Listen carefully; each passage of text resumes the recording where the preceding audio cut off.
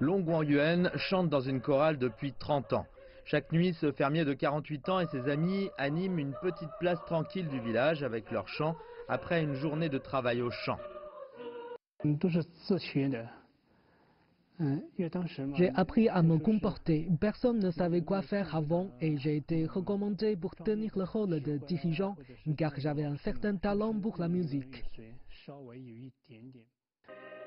Ces membres de l'ethnie Miao de la province du Yunnan vivent dans le village de Xiaoshuizing dans le district de Fumin.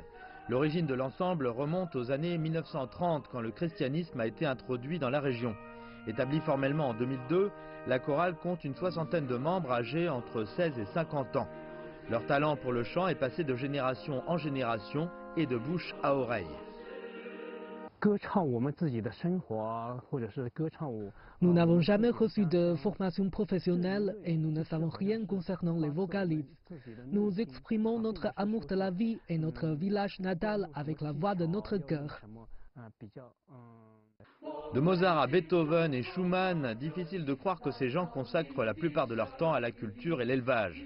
Ils chantent les grands classiques dans des langues étrangères et aussi en langue miao.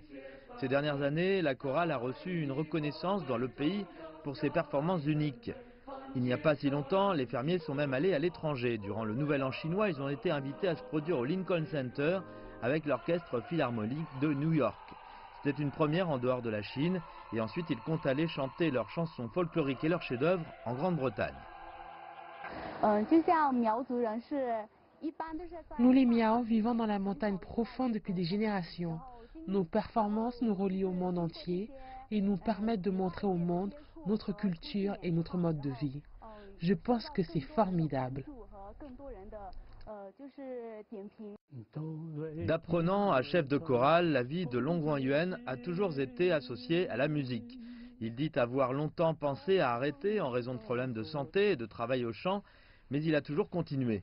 Pour lui et les autres membres de la chorale, chanter lui apporte du réconfort dans une vie dure. C'est pour lui aujourd'hui un véritable mode de vie.